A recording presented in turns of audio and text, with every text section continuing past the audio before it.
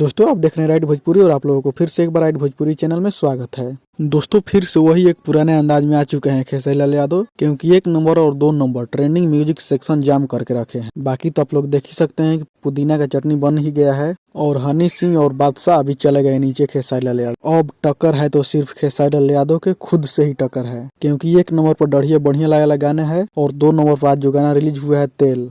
लेकिन अब क्या बोलें, 1 नंबर पर तेल गाने को लाने के लिए बोलेंगे तो हारेंगे तो खेसारी लाल यादव ही और जीतेंगे खेसारी लाल यादव ही। लेकिन 1 नंबर पर तेल गाने को लाइए, क्योंकि आज जो रिलीज हुआ है तेल गाना, क्योंकि बढ़िया बढ़िया वाला गाना 2-3 दिन रहा 1 नंबर पर। अब इस गाने को 1 नंबर पर लाइए तब अच्छा लगेगा। लेकिन खैर चलिए, इन दोनों गानों को आप लोग मेंटेन करके रखिए। 1 नंबर और 2 नंबर से म्यूजिक सेक्शन हटना नहीं चाहिए और दोनों गाने में ही खेसारी लाल यादव और यामिनी सिंह ही है। तो चलिए इस वीडियो में इतना ही, मिलते हैं किसी अगली वीडियो में। इसके बारे में आप लोग क्या कहना चाहते हैं कमेंट करके जरूर बताइएगा, और अभी तक हमारे चैनल को सब्सक्राइब नहीं किया तो सब्सक्राइब कर दीजिएगा। तब तक जय हिंद जय बिहार।